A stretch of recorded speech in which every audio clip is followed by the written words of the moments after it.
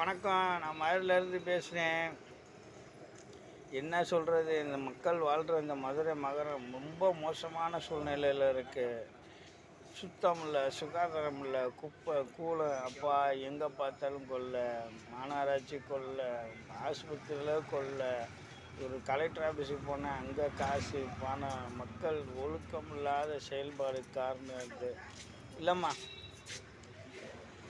தூக்கமில்லாத காரணம் இதெல்லாம் பார்க்கும்போது மக்கள் ரொம்ப கஷ்டப்படுறாங்க, வேதனையில் இருக்காங்க, சொல்லி முடியாத கஷ்டம். ஐயோ, ஒவ்வொரு நாளும் மக்கள் அனுபவிக்கிற கஷ்டம். தண்ணி வேஸ்ட்டாக போகுது, பாதாள சாக்கடை, ஐயோ எதில் பார்த்தாலும் கான்ட்ராக்ட் கூப்பிட்டு கொலைகள் நடக்குது, விபச்சாரம், ஐயோ போதைப் பொருள்கள், இப்படி பலமான விஷயங்கள் எவ்வளவோ நடக்குது. இதை சுத்தம் பண்ணி வாழ்றதுக்கு கிருபை நீங்கள் தான் ஆதரிக்கணும். இது பொதுவாக சொல்லப்போனால் மக்கள் எவ்வளோ கஷ்டப்படுறாங்க தெரியுங்களா?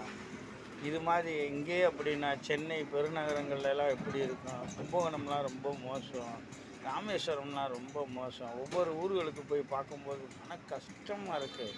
இந்த கஷ்டத்தெலாம் நீங்கள் போக்கணும்னா தயவு செஞ்சு ஒரு புது அரசாங்கத்தை உற்பத்தி பண்ணுங்கள்.